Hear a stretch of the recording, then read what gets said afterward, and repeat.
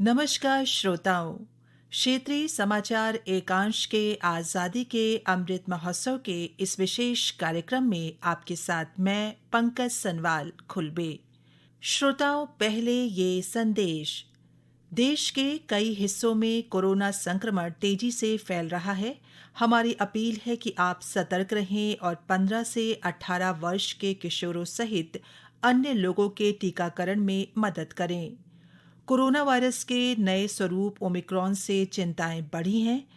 Corona virus से सुरक्षित रहने के लिए 3 सरल उपायों का पालन अवश्य करें।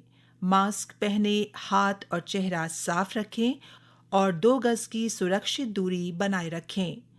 कोविड से संबंधित किसी भी जानकारी और मार्गदर्शन के लिए राष्ट्रीय हेल्पलाइन नंबर 011-2397-8046 और 1075 पर संपर्क करें। श्रोताओं, प्रधानमंत्री नरेंद्र मोदी ने कल आकाशवाणी से मन की बात कार्यक्रम में अपने विचार साझा करते हुए कहा कि भारत पूरी सफलता से कोविड महामारी की नई लहर से निपट रहा है।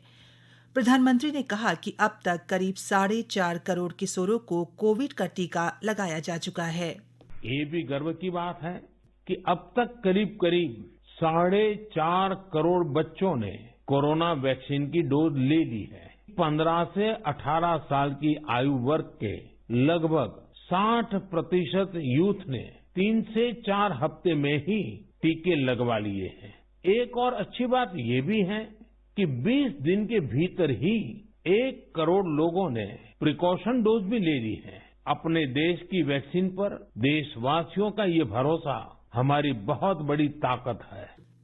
जी हां श्रोताओं, कोरोना वायरस से सुरक्षित रहने के लिए वैक्सीन जरूर लगवाएं और कोविड संबंधी हर सावधानी का पालन कड़ाई से करें।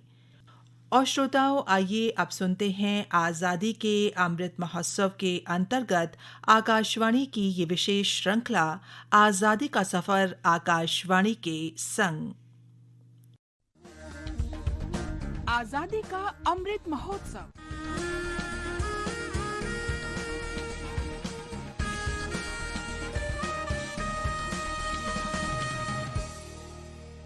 आजादी का सफर आकाशवाणी के संग।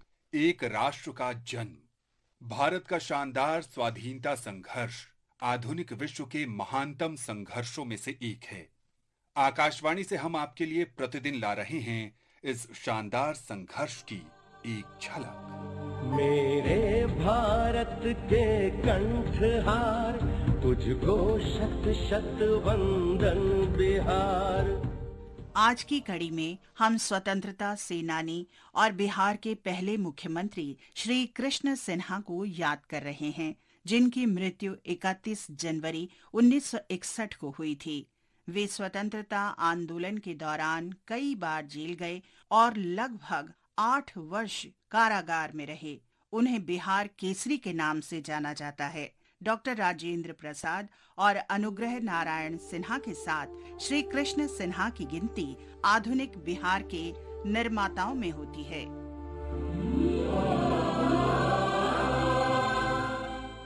श्री कृष्ण सिन्हा का जन्म 21 अक्टूबर 1887 को बिहार के शेखपुरा जिले में हुआ था। उन्होंने कानून का अध्ययन किया और 1915 में मुंगेर में वकालत शुरू की। महात्मा गांधी से प्रभावित होकर 1921 में असहयोग आंदोलन में भाग लेने के लिए उन्होंने वकालत छोड़ दी। 1930 में उन्होंने गढ़पुरा में नमक सत्याग्रह में महत्वपूर्ण भूमिका निभाई। 1935 में वे सेंट्रल असेंबली के सदस्य भी बने। 1937 में प्रांतों में कराए गए चुनावों में कांग्रेस की सत्ता में आने पर श्री सिन्हा ने 20 जुलाई को पटना में अपने मंत्रिमंडल का गठन किया और बिहार प्रांत के मुख्यमंत्री बने। राजनीतिक कैदियों की रिहाई के मुद्दे पर गवर्नर से असहमति को देखते हुए उन्होंने अपने सहयोगी अनुग्रह नारायण सिन्हा के साथ त्यागपत्र दे दिया। तत्कालीन गवर्नर को सेलुलर जेल से कैदियों की रिहाई की मांग माननी पड़ी और बिहार पट्टेदारी अधिनियम में किसानों के हितों के अनुरूप सुधार किए गए।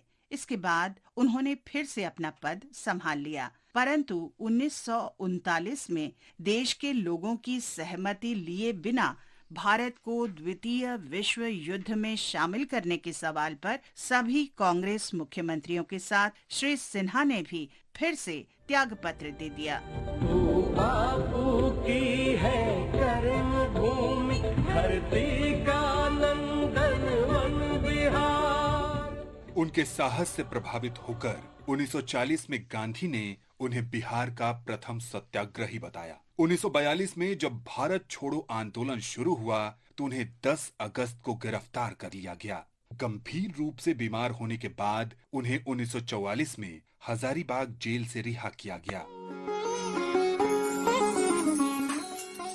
वे भारत की संविधान सभा के सदस्य थे। सिन्हा जाति व्यवस्था के कट्टर विरोधी थे। उन्होंने बैद्यनाथ धाम मंदिर देवघर में तथाकथित पिछड़ी जातियों के प्रवेश आंदोलन का नेतृत्व किया, जो समाज के उत्पीड़ित वर्गों के उत्थान और सामाजिक सशक्तिकरण के प्रति उनकी प्रतिबद्धता को दर्शाता है। द्वितीय विश्व युद्ध की अवधि को छोड़कर श्री कृष्ण सिन्हा ने 1937 में पहले कांग्रेस मंत्रालय के समय से लेकर 1961 में अपनी मृत्यु तक बिहार के मुख्यमंत्री के रूप में काम किया। आकाशवाणी इस महान राष्ट्रवादी को प्रणाम करता है।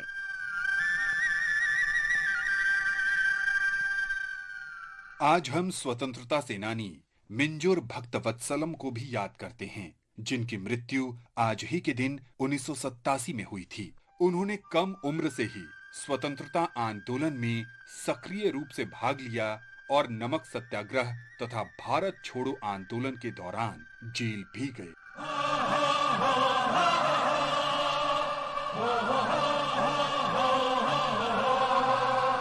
भक्तवत्सलम का जन्म 9 अक्टूबर 1897 को मद्रास प्रेसिडेंसी में हुआ था।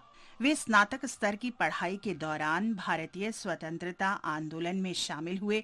बाद में वे भारतीय राष्ट्रीय कांग्रेस में शामिल हुए और 1922 में मद्रास प्रांतीय कांग्रेस कमेटी के सदस्य बन गए। भक्तवत्सलम ने इंडिया नामक दैनिक समाचार पत्र शुरू किया। वेदारण्यम में नमक सत्याग्रह के दौरान वे घायल हो गए थे। उन्हें 1932 में भारत के स्वतंत्रता दिवस समारोह के आयोजन के लिए गिरफ्तार किया गया था और उन्होंने 6 महीने जेल में बिताए।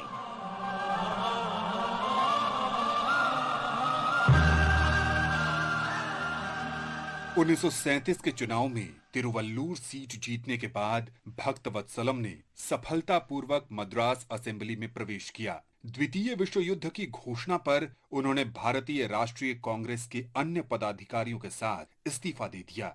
उन्होंने भारत छोड़ो आंदोलन में भाग लिया और अंग्रेजों ने उन्हें जेल में डाल दिया। 1944 में रिहाई के बाद वे भारत की संविधान सभा के लिए भी चुने गए। स्वतंत्रता के बाद मिंजूर भक्तवत्सलम ने 1963 से 1967 तक मद्रास प्रेसिडेंसी के मुख्यमंत्री के रूप में भी काम किया। इस महान राष्ट्रवादी को हमारा प्रणाम। आज बस इतना ही। आजादी का सफर आकाशवाणी के संग। कल फिर मिलेंगे नई कड़ी के साथ।